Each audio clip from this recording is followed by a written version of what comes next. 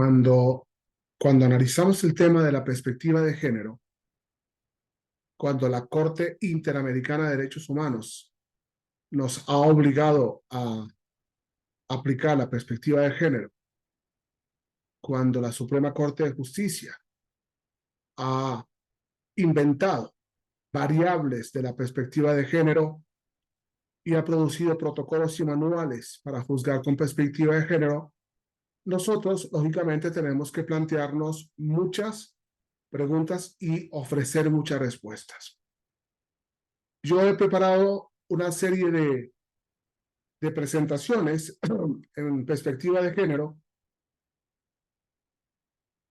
considerando que hay que ir avanzando despacio en una problemática no sencilla de entender. He escuchado y leído a la mayoría de los exponentes, digamos que contrarios a la ideología de género, pero a muy pocos sobre la perspectiva de género. Y digamos que podemos entender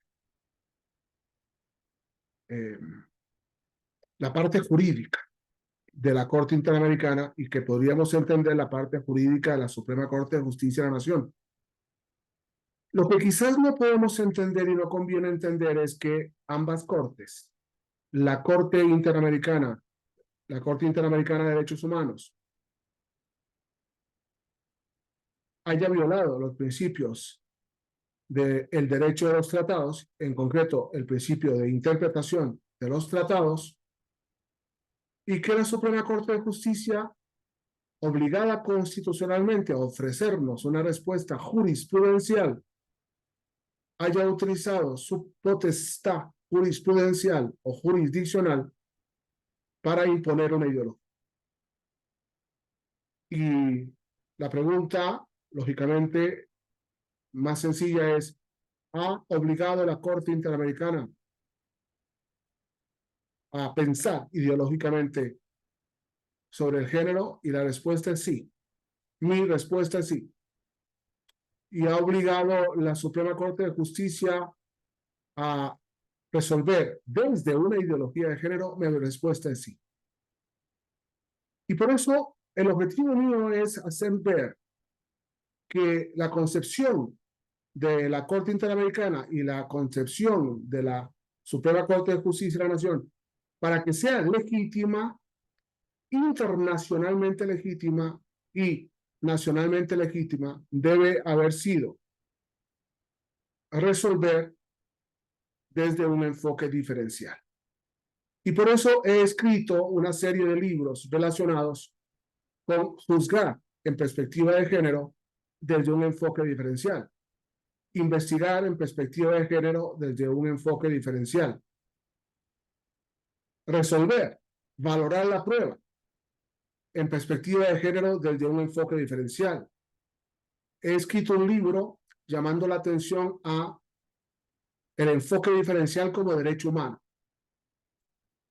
Y en este libro me enfoco a hacerles ver a todos ustedes mexicanos y a Latinoamérica que son muchas las categorías antropológicas que obligan a no solo México, sino a todos los países de América a no discriminar. Y por tanto el género y todos los problemas de género no pueden ser discriminados.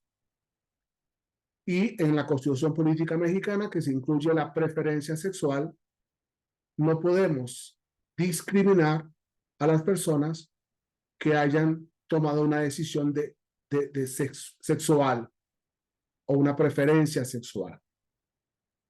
Pero si nosotros desprendemos el género, que es una de las 53 categorías antropológicas, o en México, si nosotros desprendemos el género, que es una de las 14 categorías antropológicas en las que la Constitución Política en el artículo 1 nos obliga a no discriminar, me parece que estaríamos discriminando.